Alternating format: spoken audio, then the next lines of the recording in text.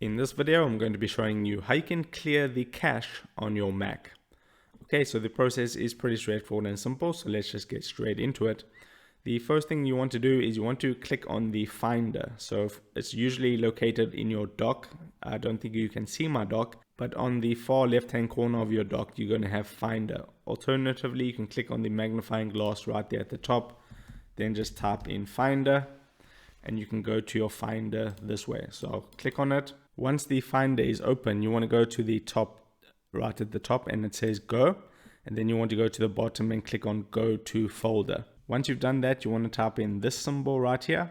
Then you want to put a // and then you want to type library and then another // and then click on Go. Once you've done that, you'll notice that you have a cache folder right here.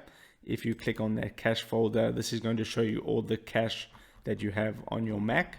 So all you need to do is click on one of the files, then press Command and then A. That will select all the cache files. Then you just want to right click and then you want to click on Move to Trash. Once you've clicked on Move to Trash, you just want to go into your trash and right click on it and then empty the trash. And that's the process of how you clear your cache on a Mac. So if this video helped you out, don't forget to drop a like onto it and subscribe for more, and I'll see you in the next video. Take care.